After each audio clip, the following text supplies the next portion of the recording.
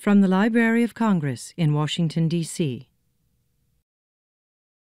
It's my honor and pleasure today to introduce our next author, one of the world's best-known and most successful writers, who's earned a tremendous reputation for his writing, especially in the area of crime novels. But before I do that, we need to attend to a few housekeeping details. First, we want to thank the co-chairman of the festival, David Rubenstein, and the many National Book Festival sponsors who've made this year's event possible, and those who've supported us for the last 17 years. You too can support the National Book Festival with the gift of a donation. We welcome your help in making the festival possible next year and every year. It would not be possible to have this event without sponsors like you. A question and answer period will follow the presentation, so save your questions for then. And also be aware that anyone who does ask a question will be recorded for what will become part of the library's collection. So please silence your mobile phones. And now for our closer. David Baldacci is the best-selling author of more than 30 novels, which are in print to the tune of over 110 million copies worldwide. Several of his books have been turned into motion pictures and television. David is a good friend of the Library of Congress and has played a role in previous national book festivals. And this year, he's playing in a festival doubleheader. Earlier today at the teen stage, he talked about his latest book for young adults, which is entitled The Width of the World. And now we welcome him back here to the main stage to talk about another of his new books. Needless to say, David's work is well represented in the library's collection. Checking our online catalog this morning, I saw that 81 examples of his works are represented, included all of his printed works, but also related audiobooks and one major motion picture. Neatly enough, his books in our collection run from A to Z, that is, from absolute power to 0 day, with all the rest in between, including his latest book, The Fix, which features one of his most unique protagonists, FBI agent Amos Decker, the man who is unable to forget anything. As is well known by all of David's fans who live and work in and around the District of Columbia, one of the great pleasures of his books is the adroit way he works the local landscape and institutions into his stories. For example, his newest book started out just a short distance from here in front of the FBI building. And another example, which is even closer to home for me, is the use of the Library of Congress as a main setting for his 2009 novel, The Collectors. What's more, one of the book's victims is the chief of our Rare Book and Special Collections division. So, by the way, in real life, he's a great guy and a special colleague of mine. I just have one more point before calling David up here. While I'm certainly no infallible memory man like Amos Decker, I always remember the tremendous advocacy for literacy that David and his wife Michelle have provided through the establishment of their nonprofit Wish You Well Foundation. The foundation supports adult and family literacy across the country by fostering and promoting literacy and other educational programs. So please join me in welcoming David Baldacci, a great writer, a good friend of the library, and a great humanitarian.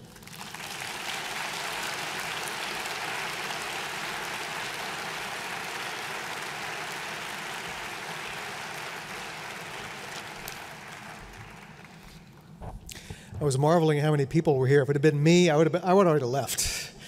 6:30 on Saturday, where's the wine? You know, so I appreciate you for hanging around for the closing act. It's great. I spoke earlier on the teen stage, and seeing all these young readers here, it's just, oh my God, it's so energizing for me. It's such great news, and I just loved it.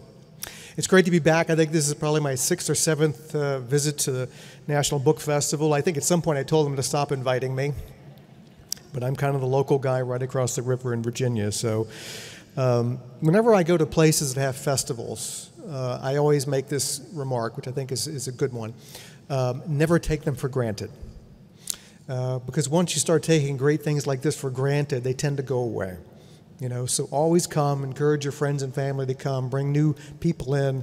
They'll have a great time. I signed for about an hour today, and everybody who came through had a smile on their face. They were just happy about being here, surrounded by people who are book lovers as well. So always support the National Book Festival. It's a great thing. The bestseller's life. When I'm out on tour, I get a lot of questions from people. What is it like to be, this worldwide best-selling novelist? And I know the way they ask the question, they want me to give a Kardashian answer. My life is not like the Kardashians, trust me. Even when I go to a cool event and I come home and tell my wife about it, and she stops me halfway through and she goes, yeah, it's trash night, get on it. People always ask, in all of your books, you always have strong, independent women. Why is that? And I said, I sleep with one. So in answer to that question, what is it like to be a best-selling novelist, I tell the people a story about my kids when they were little. My kids are grown now, but when they were little, I took my daughter, she was around 5 or 6, to a book signing that I was going to do for the first time. Took her with me in this great little bookstore. We walked in, the lady who owned it came over and greeted us and asked my daughter, do you know why all these people are here? And my daughter said, yes, I do know. Why are they here? They want my dad to sign their book. And why do they want your dad to sign their book? Because my dad has the nicest handwriting. My son is my little entrepreneur. He's in his 20s now, but when he was like 3, I took him to a bookstore just to go buy some books.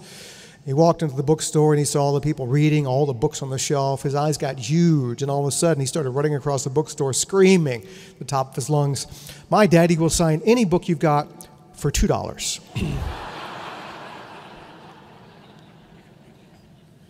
So that's what it's like to be a best-selling novelist.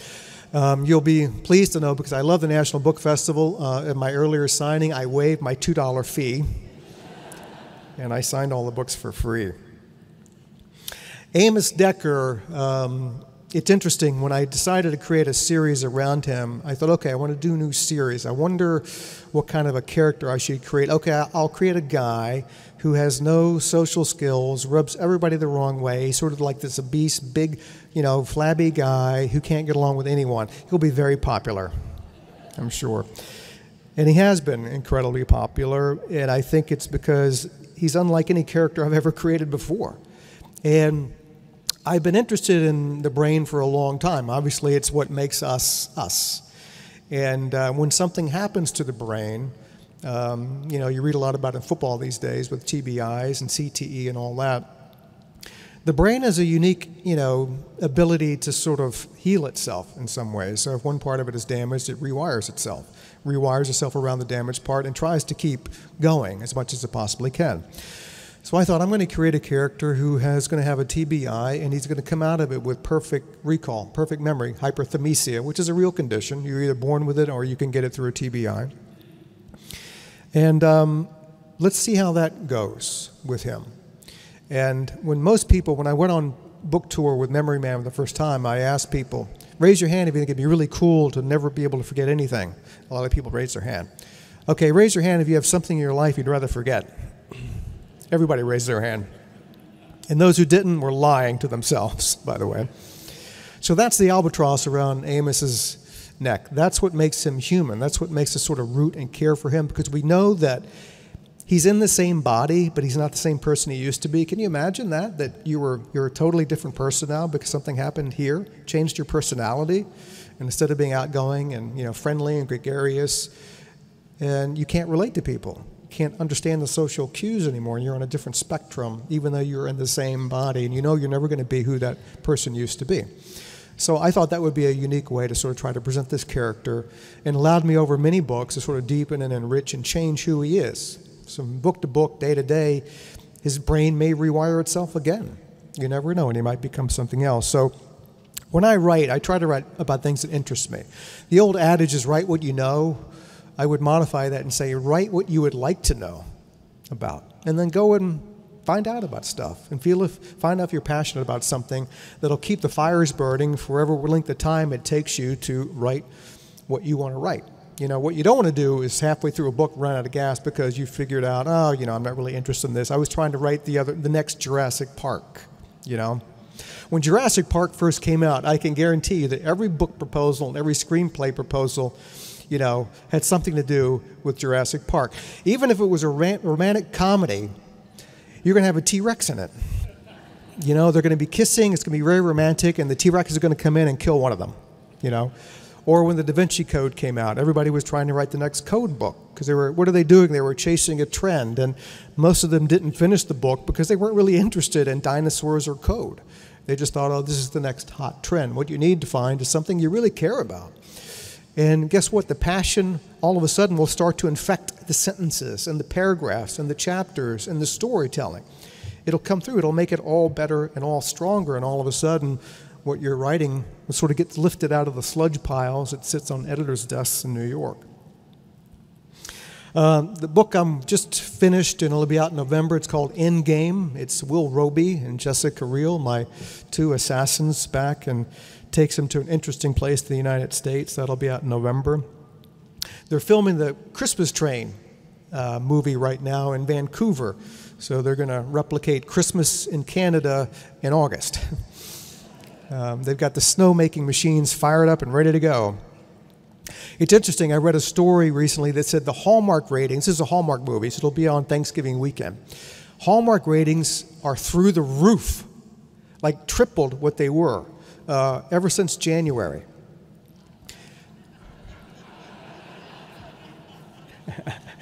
Pregnant pause there, and the article talked about people are watching Hallmark because they just want to feel good again and happy and all that. So it's a good time if you're Hallmark. And Hallmark is very happy about that too. So they've been sending me the dailies every day. Used to be when you shot on film, you'd have to wait a long time to get dailies, and now it's all video, and they just email it to me, and I get to watch what's going on. They got a great cast, and it looks like it'll be pretty good. The John Puller, I just signed a deal with Sony TV to option John Puller for a television series for network television, so they're working on that too. When I was 7 or 8 years old, I was one of those kids that never shut up.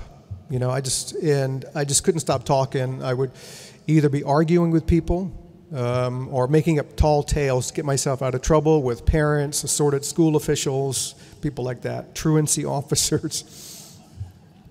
And when I was around 8, my mom bought me a journal, a blank page journal, and gave it to me and said, you know, son, some of these stories you've been writing or talking about, why don't you try writing them down? Why don't you try to do that? So I said, okay, I love to read. I'm a writer today because I was a reader as a kid. I love books. So my pen hit the paper, and all of a sudden it was like, oh my God, this epiphany. I can create a story on paper that other people could read. I can do for other people what writers I love have done for me, you know. They can enthrall me, allow me to be lost in the world they created, a world that didn't exist until they thought of it. How powerful is that? So I just put pen to paper and never really looked back. I just started to write and haven't stopped since. And I went back to my mom later and I said, my God, Mom, thank you so much. What a gift you gave me. And she said, honey, I'm so glad it's worked out for you, but quite frankly, I just wanted to shut you the hell up.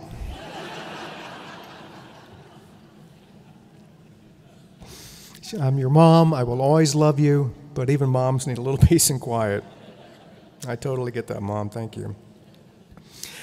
Over the years, you collect quite a bit of experiences and stories and stuff, and I wrote a book years ago called The Winner, and in that book, it was 1998, I think, my villain figured out a foolproof way to fix the United States National Lottery, such that he could actually pick the winners. He didn't do it with a conspiracy. He didn't do it with any insider knowledge. He did it based on science. And science is interesting because unlike anything sort of touched by human hand, which can fail, science, if you take A and you add B to it, you get C as a result, not 60% of the time or 90% of the time. You get it 100% of the time. It's foolproof. That's what's interesting. That's so cool about science. Well, after the book came out, it was very popular, and maybe 2 years went by. And I got a call from a reporter from La Repubblica, which is the largest daily newspaper in Rome. And he said, Mr. Baldacci, I don't know if you've been following the Italian lottery scandal. I said, why no? I must have missed that. Was it on NPR? And he said, well, someone apparently figured out how to fix the Italian National Lottery, and they used a method very similar to the one that you wrote about in the winter. Would you like to comment on that, sir? I said, well, first of all, that's bad. That's very bad. That's a felony. I would never encourage anyone to fix the lottery. Second point, that's like the coolest freaking thing anybody's ever told me in my whole life. But still don't try to do it, you know. But if you do it, don't tell anybody because, you know, it's just bad. That's why co-conspirators, if you're going to commit a conspiracy, even though I know a conspiracy is sort of defined as more than one person, don't tell anybody. You know, it's always the co-conspirators that take you down, you know. We may be finding out about that soon. Anyway,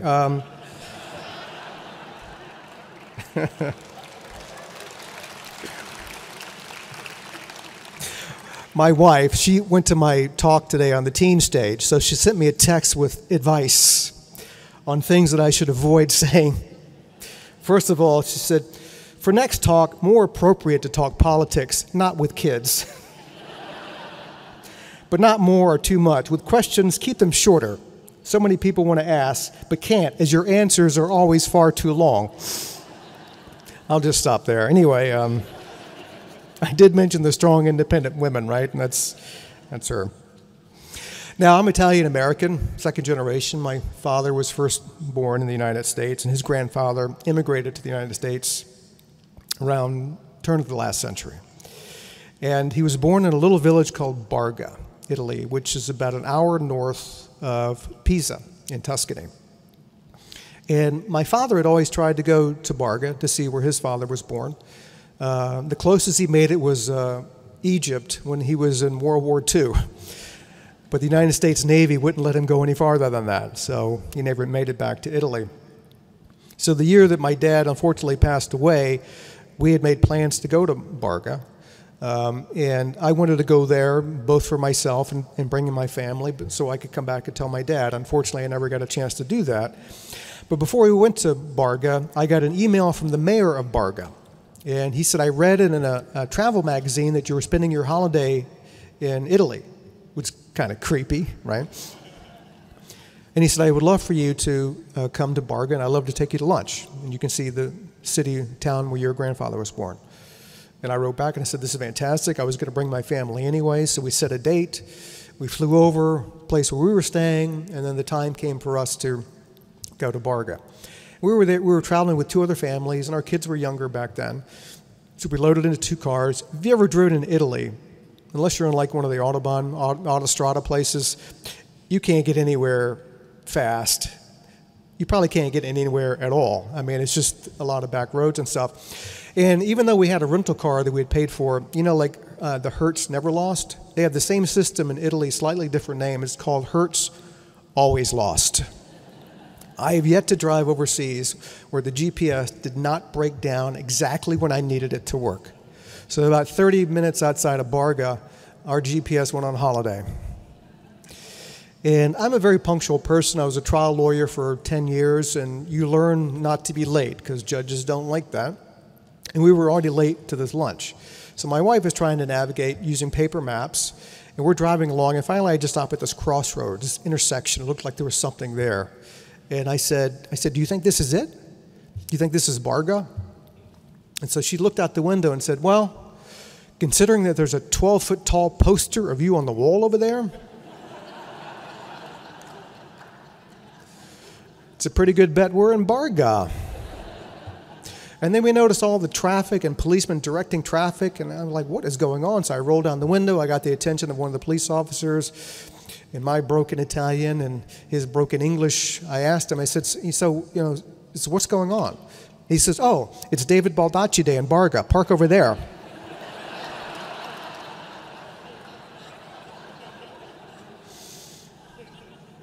So I slowly rolled the window back up, and I looked over at my strong, independent wife, and she was looking at me just incredulous. She said, David Baldacci Day? Are you freaking kidding me? And I said, honey, I had no idea. And she was like, liar. Look how we're dressed. I mean, it was August. We were in shorts, and, we were not dressed up. So we got out, and Barga, like Lucca, is a walled city. So the gates of the city open, and out marches the mayor. He's draped in the American and the Italian flags. The American flag is flying over the city for the first time since World War II. Behind the mayor is a marching band. I swear to God, a marching band. Behind him are these videographers and journalists, and behind them are apparently everybody who lives in Barga. So they greeted me, and lots of hugs, lots of kisses, blah, blah, blah. And so they escorted me in, and we went on a tour of the whole city. I visited everything, from the Duomo to the city hall to the courthouse, whatever. And I did a book signing at the local bookstore.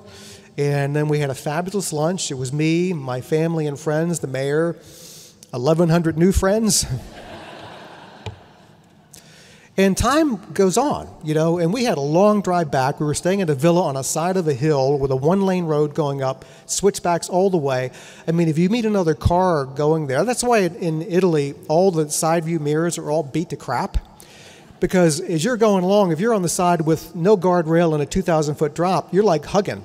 And I don't care if you hit my car, I'm not going over. So we wanted to get back to our villa before nightfall. I did not want to drive up there at night. I just didn't. And so Michelle, my wife, Michelle said, "Go. This has been great. It's getting late. Go tell the mayor, thanks. We're out of here." So I went over to the mayor and I said, "Boy, this has been fantastic. See where my grandfather was born and walk the streets that he walked, but we have to." And then he goes, "And now it is time to give your grand speech in the center courtyard of the city." I was like, okay. So we march to the grand center courtyard of the city, which is lovely. And the band does one more song. And then they stop playing, and the mayor gets up. And they have two translators, because I don't speak Italian well enough to give a grand speech in the language.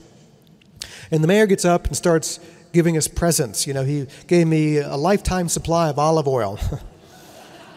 That was a lot of fun getting back on the plane. An oil painting by a local Barga artist. A genealogical chart framed that they had put together from their archives from Baldacci family in Barga from the 11th century to my grandfather's generation. So I saw siblings of my grandfather I never even knew existed because they didn't immigrate to the United States. Never even heard of these people. My grandfather died, unfortunately, long before I was even born. I never even met him. He moved to Richmond, Virginia after immigrating through Ellis Island in New York. Met my grandmother at a boarding house that her mother ran in Richmond. My grandfather's name was Amadeo Vittorio Giovanni Baldacci. Having grown up in the South, I can tell you that Southern tongues do not wrap themselves easily around foreign-sounding names like that. So instead of calling him Amadeo Vittorio Giovanni, everybody in Richmond called my grandfather Mike.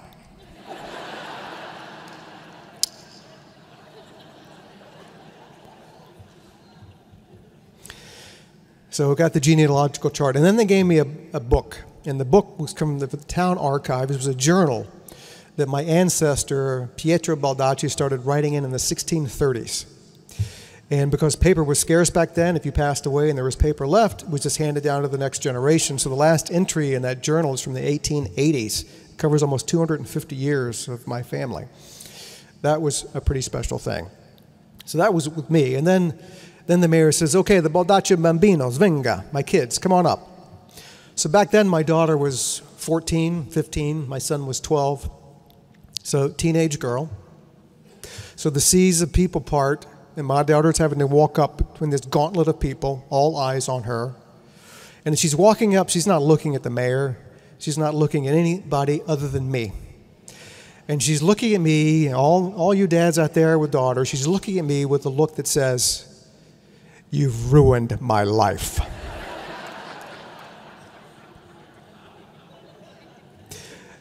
And I'm so gonna get you. Now, to complete the Mars Venus story, here's my 12-year-old son. His turn to come up. Here's what he does.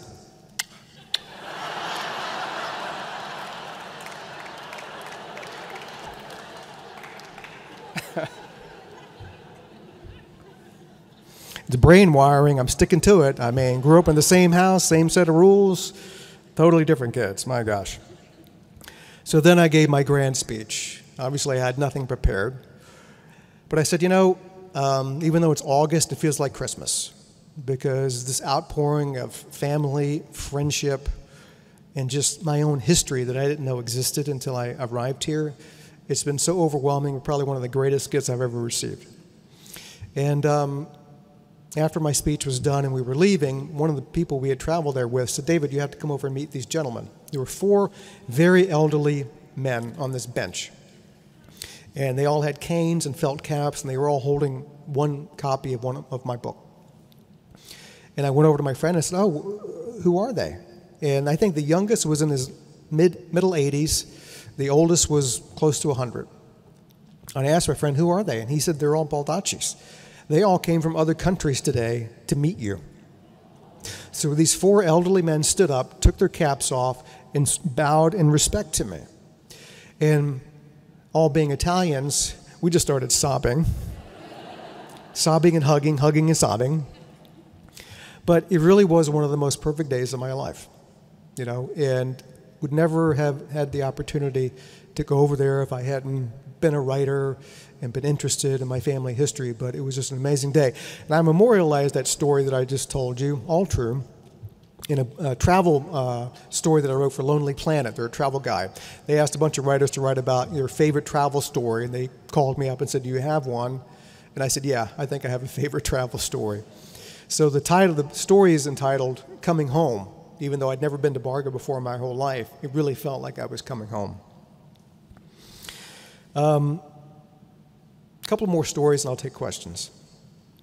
I do a lot of research for my books. Hopefully if you've read them, you can tell. The most important thing about research for a novel is to leave most of it out. You know, you can spend months and months and months for a line of dialogue, a few sentences here or there, a description.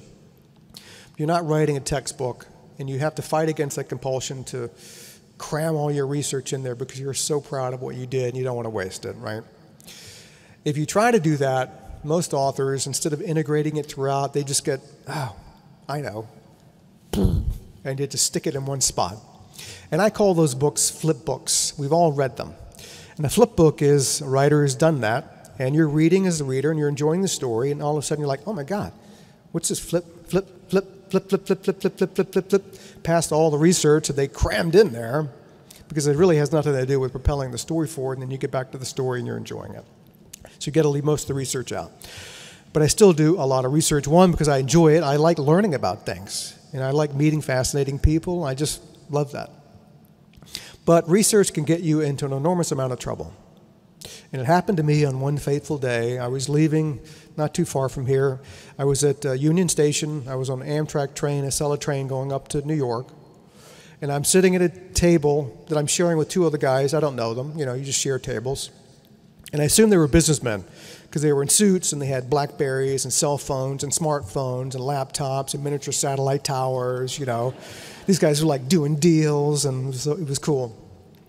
And I was on my cell phone calling a friend of mine who was a medical examiner in the Bronx Medical Examiner's Office in New York.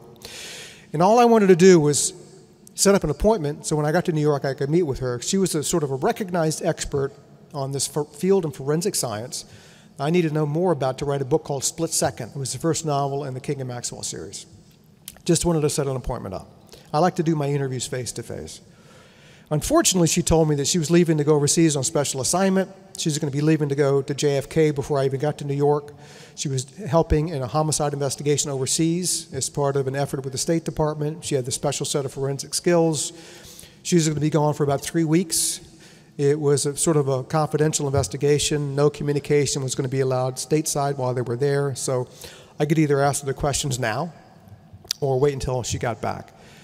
I really didn't want to wait, so I said, look, I don't normally like to do it this way, so let's just do it. So I had my questions, and I said, okay, Doc, here's basically how I want to murder the guy.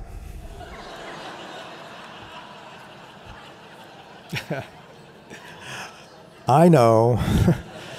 I know. So I went through my really elaborate poisoning technique that I had given a lot of thought to. And I said, look, Doc, you have to understand, I need to make sure that the police, when they come to investigate this homicide, they won't even know this person's been murdered.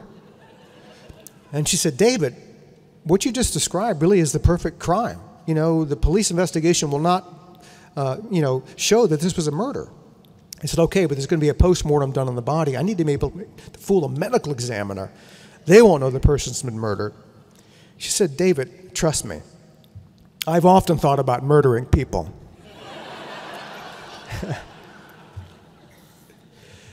If you do it the way you described to me, there's no postmortem protocols that I know of that would detect this person has been murdered. So I asked her a few more questions, and I ended by saying, I got to tell you, Doc, if I ever need to kill anybody else, I'm calling you. So I clicked off my phone down, I finished writing my notes, and I looked up. The guy over here had spilled his coffee from his neck to his crotch. He was like one big brown stain and incredibly pissed off. I will never forget the guy right across from me for the rest of my life. He never said a word. This is what he was doing.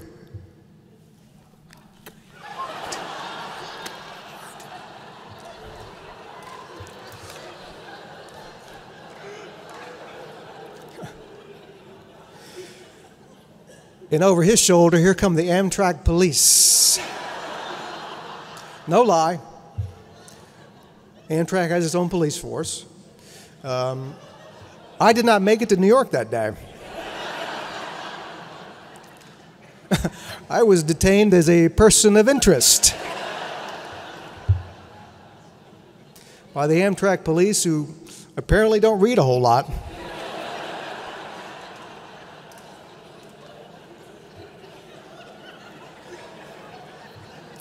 So if you read Split Second, you'll see in the acknowledgments section, which is in the back of the book, this is a place where authors thank people who helped them with the book. The very last acknowledgment in Split Second reads something like this: to any and all passengers on the Amtrak Acela train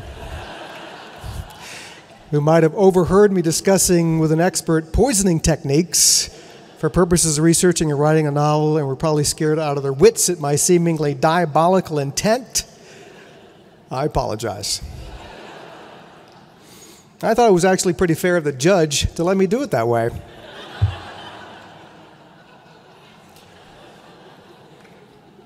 Okay, the last story is, again, completely true.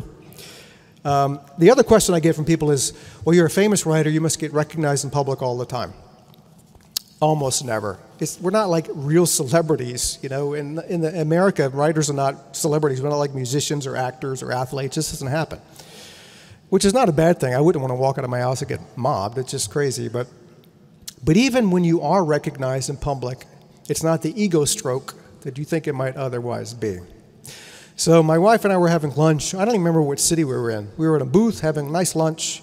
And you look up, and I was looking around the restaurant, and over on this side, far across the restaurant, there was a man and a woman at a table eating lunch. And the woman was like laser locked on me. I looked over and I was like, oh my God, she's like staring a hole right through me. And I waited a minute and I thought, well, you must have totally misinterpreted that. So I kind of gradually looked over again, laser lock. It was like I had a sniper dot on my forehead. It was just freaky. So I just stopped looking, and I'm just eating my lunch, and a few minutes go by. And then I sense a presence next to me, and I thought it was our waitress, and I looked up. It's the woman. And she pushes me over in the booth and sits down next to me. And then she looks at me and says, "You are who I think you are, aren't you?" Any English teachers want to try to diagram that sentence? It's actually got a lot going on in it. And I didn't know who she was. I didn't know if she was psychotic. I didn't know if she had a gun. I was trying to eat my lunch. And I said, well, I'm trying to keep it calm. Do you read a lot of fiction? She said, oh, yes, I do. I said, well, then I guess I am who you think I am. And then she just lost it. She said, oh, my God. Never in my wildest dreams did I think I would ever have the opportunity to meet you. This is so mind-boggling, I can't even process what's happening. This is the most magical moment of my entire life. And she turns and screams across the restaurant to, I guess, her husband, "I was right, Joe. It is John Grisham."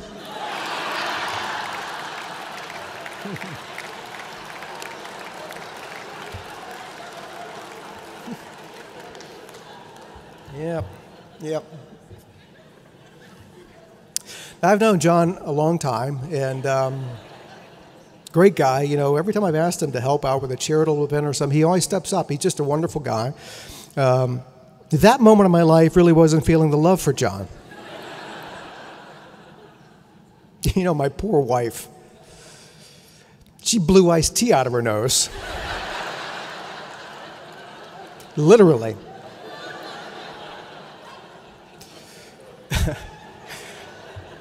And she said very politely to the woman, you know, she goes, "That's the right genre, but you got the wrong author."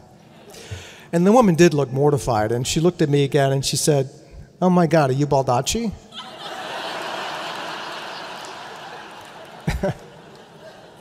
I really can't make this up, folks. I really can't. And I said, "Yeah, I am." So obviously terribly chagrined that I was not Monsieur Grisham, she turns and screams across the freaking restaurant again, "You were right, Joe. It is the Italian." Thank you very much.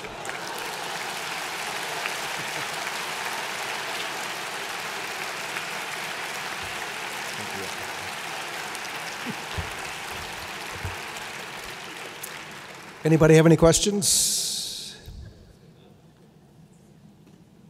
Yes. Hi, you're a great storyteller, even in the stories tonight. So with legal thrillers, I've been reading a lot of them. I'm writing one, actually. Right. And a lot of them have a lot of bodies. Can you write a legal thriller that doesn't have a lot of people dying all over the place? A lot of bodies? Yeah. All over the place, yes. I have written thrillers that don't have a lot of bodies all over the place. And quite frankly, you know, a lot of the violence and graphic and gore and stuff, I leave that to people's imagination. I don't really need to write all of that, only if it's important to move the story along, only because it's a red herring, only because it's a clue later on. I find that it dilutes the power of what you're trying to do. Some of the best crime novels out there have only involved one killing. It makes, you know, solving that crime paramount, and also makes the life of that person really, really incredibly valuable and important and significant. If you have somebody who's, look, if you have a serial killer and they're killing multiple people and that's important for the story, then absolutely. But, you know, to kill 30 or 40 or 50 people just because you think the body count's going to help book sales, probably not. It's got to be, everything has to really be faithful and true and make sense with the story you're trying to tell. So the body count should not be a body count just for the sake of having a bunch of you know, bodies. It's got to be integral to the part, and you have to be respect and have the integrity of the story. Hi, I'm sure you've been asked this all the time. I'll just ask it again. Talk a little bit about the writing process for you.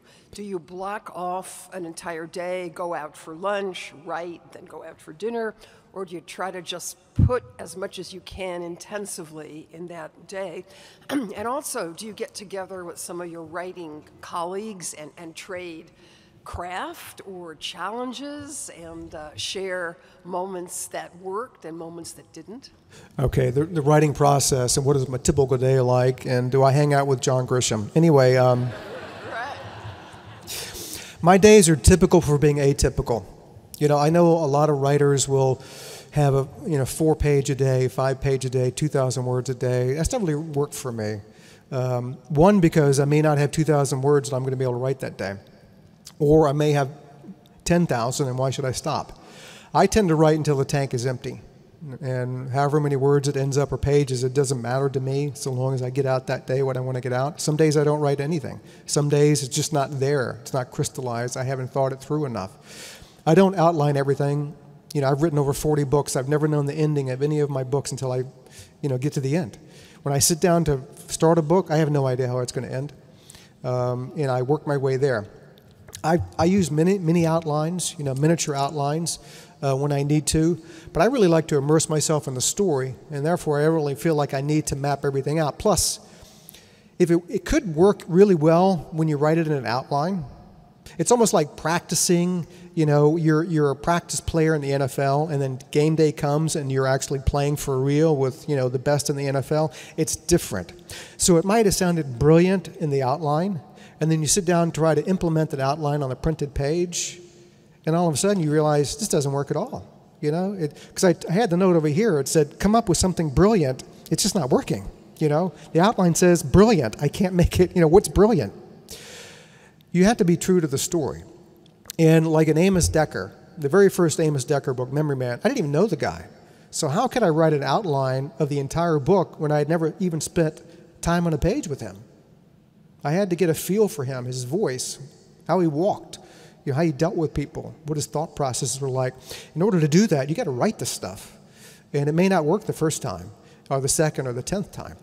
So for me, every day is different, which I think is a good thing. I don't want to drop into a routine, because then I think my writing will become routine, and instead of trying to treat every novel I write as the very first novel that I've ever written, scared, to death that I can't do it again, not sure of what I'm doing, I always thought that fear gave me an edge to explore and to exploit things, that if I were in a routine and I felt like I had a template, that I felt like I knew what I was doing, all of a sudden, as Truman Capote once said, that's not writing, that's typing.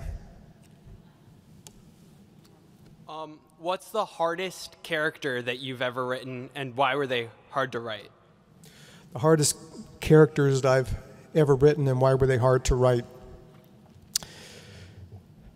I have a series that I've written a number of books about, and I probably get this more than anybody else. When is the Camel Club going to come back? When is the Camel Club going to come back? I know. So these were, a handful of distinctly different characters. None of them were anything that I had remotely anything in common with. They were older than I was, and I really wasn't sure what I wanted them to be or to represent.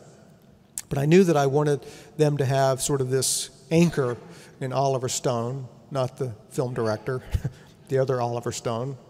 And then this sort of entourage, this ensemble cast of characters around them. It took me a long time to really craft each of those characters in a way that make them individualistic and memorable. The hardest thing about ensemble casts is that some of them start to blur together, and they don't have their distinct identity. So the Camel Club probably, but once I got going with them, subsequent books were a lot easier, but that first one was really, really hard. Yes, ma'am. First, I want to say thank you so much for being here for all of us today. Your very first book that you wrote, you said you were an attorney. What propelled you into writing? What was that like when you first sat down to write it? And how did you do your character development? What propelled me to write my first novel, and when I sat down to write it with the character development, and I started out writing short stories when I was in high school, college, law school, and practicing law. I moved on to screenplay writing. A friend of mine went out to LA to break into film as a producer, brought a script back. Never read a script in my life. I read it and I thought, this is an interesting way to tell a story. It's not going to end up on a printed page. It's going to be on a wall with sound. So over the course of 4 or 5 years while I was practicing law, I wrote 5 original screenplays. I got an agent in LA based on that. I came really close. In 1991, I wrote a script called Reverse Order. It was Die Hard in the White House. You probably saw it on film like 14 years later, written by somebody else. And that I thought was going to be my big break. My agent said, everybody loves the script. Warner Brothers is mad over the script. Paramount Pictures is going to be a bidding war, blah, blah, blah. Ended up not selling at all. All the studios, for whatever reason, found a problem with it. I found in Hollywood over these years, I worked on many film projects, movies and television, that it's far easier. Nobody out in Hollywood ever got fired for saying no to a project, So that's when I started thinking about a novel.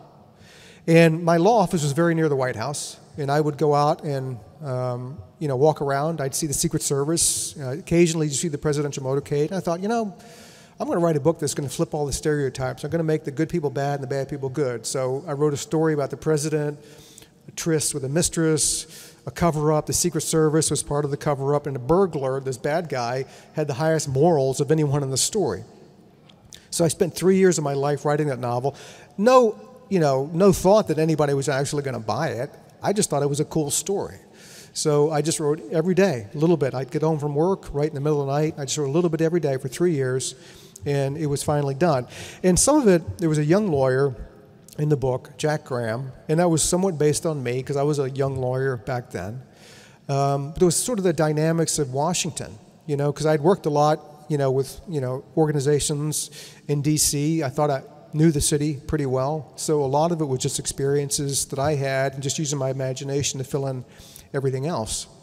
It was so funny after the book was published. I wrote the book in like 1993. It was done. It was published in 1996. So in probably 1999, I get a lot of fan letters. Back then it was real fan letters, tons. Now it's all emails. But a lady wrote me. She was very upset. She said, I read Absolute Power. I can't believe you took a national tragedy and turned it into a best-selling novel. And she was referring to the Clinton, Monica Lewinsky stuff. And I wrote her back, and I was like, oh, just to let you know, if you see the copyright page where it says where the book was published, the book was published in 1996, January, 2.5 years before anyone ever heard of Monica Lewinsky. And I thought, she just made a mistake. That's no problem. That would be the end of it. Like 2 days later, I got a letter back from her. And it was just one line. And it said, "That proves nothing."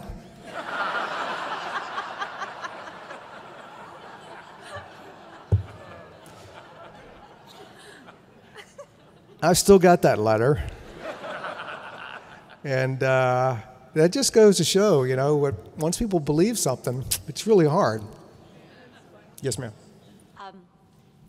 2 or 3 years ago, I read a biography of Louisa May Alcott, and one of the things that is memorable for me was how rapidly she wrote Little Women. I think I read she wrote it in 3 or 4 weeks, something like that, very brief. So 2 questions in that regard. Which book did you write most rapidly? And 150 years from now, which of your books will people still be giving one another and reading, if you had to pick one? What was the second one again? 150 years from now, like Little Women is still read. Which of your books 150 years from now do you think will still be read? Okay. And then one final follow-up question, since you're a local and I think from Fairfax County. Can you tell a little bit about your foundation and how you're involved with local youth? Absolutely, yep. So remind me, the first question was?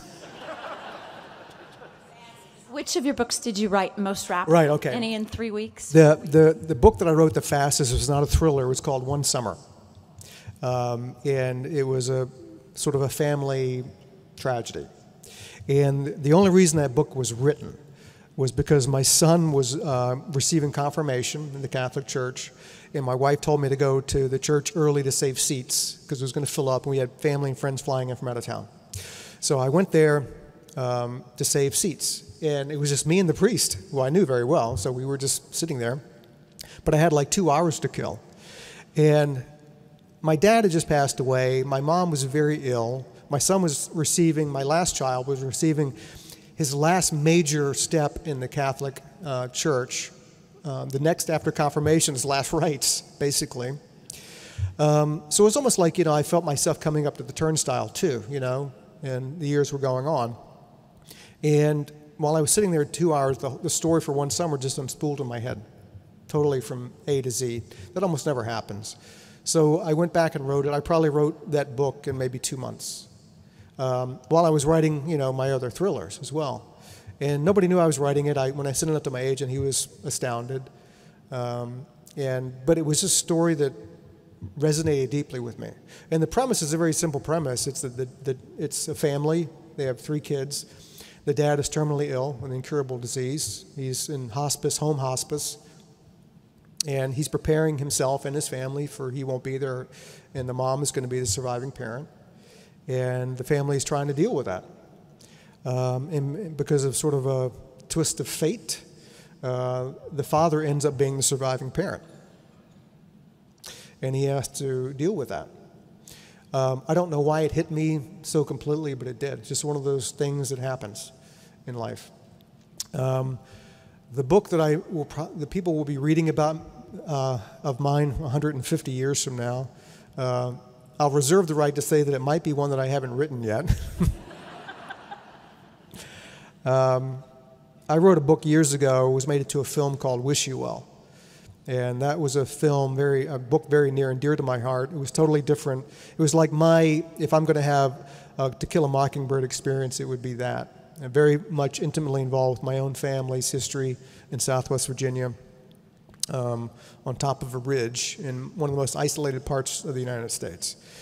I still remember to this day a 2004 article in the Washington Post. 2004, they finally pulled running water and electricity up to Ramsey's Ridge in 2004. Up until that time, it was all well water and coal fire, or oil lanterns, if you can imagine that. It's always been a huge part of my life. You think of a name like Baldacci, I definitely have that ethnicity as well. My mother's maiden name was Rose. So they've been in Virginia in the South for a long, long time. So it was really sort of a mash of two cultures for me. And growing up in Richmond with a name that no one could pronounce, I ended up answering mostly to David Baldwin. So I felt, sort of like an outsider as well. I'm sort of the anti-narcissist. I know I'm up here speaking before all of you, but I'm the anti-narcissist. I would much rather be out there looking and listening in on all of you. That's what I'd much rather be doing. The Wish You Well Foundation, my wife and I started it 16 years ago. We fund literacy programs across the United States. The ability to read is the most important tool you'll ever have in your life, because it allows you to unleash this. The verbs to read and to think are synonymous. You can't do one without the other. It's almost impossible. And today, you see a very divided country. I went to UVA Law School. I lived in Charlottesville for 3 years. I saw what happened there. I saw some of the responses of people that should know better of what happened there. Ignorance and intolerance are like parentheses or commas. You always find them together. You never find one without the other. The only way to defeat ignorance is through education, and reading is the mainstay of education. If you get rid of ignorance, intolerance will fall by the wayside. If you don't, it never will. So for us, literacy is the most important tool, and we have funded programs in virtually all 50 states and counting, millions of dollars through the Wish You Well Foundation. We also have a book collection program called Feeding Body and Mind. When I go and do local book events, we send these big boxes. We partner with Feeding America, which are all the nation's food banks. People come and donate books, and we ship those books to food banks all over the country. And over the last 6 or 7 years, we've shipped over 2 million books to food banks. People need food to survive, but alone it can't break them out of that cycle of poverty. Illiteracy and poverty go hand in hand. It's also almost like parentheses. Most people seeking food assistance have low literacy skills, low job skills. That's why they are not self-sustaining. Breaking them out of that cycle of poverty, putting books in their hands and the hands of their kids. I have never seen a bad result from a book being in a home. I have seen many bad results from no books being at home. In the United States of America, that should never be happening today.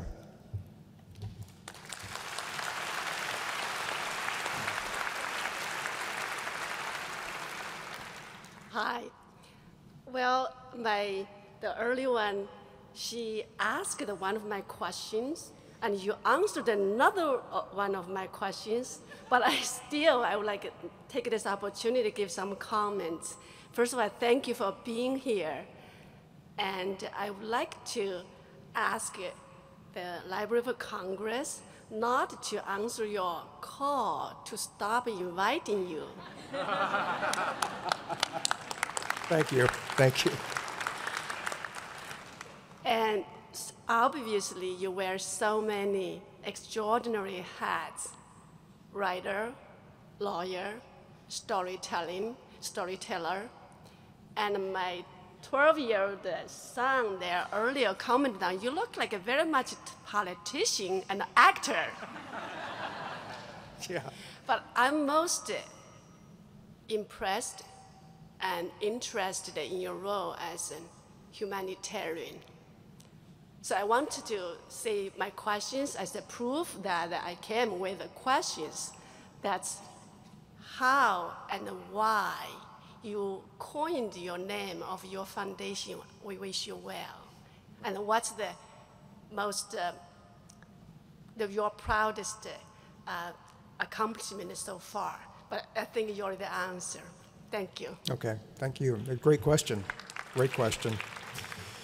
You know, my wife and I thought long and hard about it. The novel Wish You Well came before the foundation, but not that long before it. And we sat and talked about it, and we came to the conclusion that the best way we could wish someone well was to help them learn to read. And once you have that skill, I mean, everybody in this room, you're all readers, you all love books, that's why you're here. When I'm out talking about it, doing fundraisers and trying to impress upon people, in an area like this in Washington, D.C., where everybody has 3 PhDs, you know, it's hard for them to fathom that there are, you know, over 100 million Americans who lack basic literacy skills. So wishing someone well in our mind means helping them learn how to read. If they can have that one skill, they can rise to opportunities, to the occasion, to self-empowerment and self-sustaining. You know, I think one of the best things that we've done, we do a lot of programs with prison populations. Recidivism rates are through the roof. This country went through, you know, probably a 15 or 20 year period where they really emphasized rehabilitation. And then, you know, the hammer came down and was like, you know, you're getting locked up and you're going to be treated like you're bad people. And then they wonder why when they come out, 1, they commit crimes again, or 2, they go right back in. So we do a lot of programs, we fund a lot of programs with prison populations where they have peer review, where fellow prisoners are taught to be tutors of their fellow prisoners. They have credibility, people can relate to them, they understand, and they also see that person as a role model. So we funded a lot of programs across a number of states that deal with that very issue, because that isn't a neglected population. And I have to say that the Wish You Well's mission statement has grown over the years. We call ourselves a family foundation. We really were mostly focused on adult illiteracy because there's very little government funding for that, and it comes mostly through private foundations. But we've come to learn that our mission statement need to be broadened to include kids, children, and neglected populations that may not fit precisely within what we're trying to do, but at the end of the day, lifts up everyone. So I think, you know, probably one of the proudest things we've done is trying to help neglected populations that without that support will never be able to find their footing in mainstream society. So by doing that, you know, we help everybody at the end of the day. And so that's probably, you know, one of the proudest accomplishments that we've had. Good take. Thank you. Thank you. Thank you. Hi. You spoke of your son's confirmation, so I assume you're Catholic. I actually go to Catholic University of America, and I was wondering how much your faith influences your writing, if any, and if it affects you at any point. How much does my faith, you know, impact on my writing? I'll tell a little secret. Even though my grandparents were Catholic when they were in Italy, when they came to the United States, they both left the church. So David Baldacci in Richmond, I was raised as a Baptist. Can you believe that? But my wife's family is Catholic. And I like to tell people as a Baptist, over the last 20 years, I've attended far more masses as a Baptist than most Catholics do in their entire life. Every Sunday and sometimes more than once a week. But over the years, I have become a lot more involved in the Catholic Church, and both of our kids went through parochial education, and I got a really great grounding in that, and I do have to say that it does impact my writing, and how my characters are built, how they respond in certain situations, the sorts of things that they say, and what is meaningful to them. And I will continue to do that. I'm not going to get on a soapbox, and try to pound something. That doesn't work. That just turns people off. If you can say things subtly, lay it out there, and let people arrive at their own conclusions, that's far better than trying to drive a nail through their head. because it's just not going to work that way. You know, earlier on in my career, I used to do that, and it was just counterproductive and really interfered with the flow of the story and just wasn't the proper place. I have other ways where I can do that. So that will always, you know, profoundly impact what I write about. We'll take one last question. Thank you. Amazing. Thank you for being here. Considering your comments on politics, the fact that you're a lawyer, you live around the DC area, and you mentioned politics and the intrigue that's taking place, is there sufficient a set of ingredients for you to get inspired to write something in the future regarding what's going on? Using this as a foundation? I don't think I need to repeat that question. You would not believe, if you go on my Twitter feed, every day, you know, I get comments from like, Baldacci must have plotted out his next 12 books based on current events. You know, or what happened today in the New York Times reported, I think that was in a Baldacci book 4 years ago. It can't help but impact what I write about, and it's a balance. Again, you know, I'm writing a novel. But I have to say, as a novelist, I've always felt, and I feel this strongly, I am only bound by plausibility. And I am...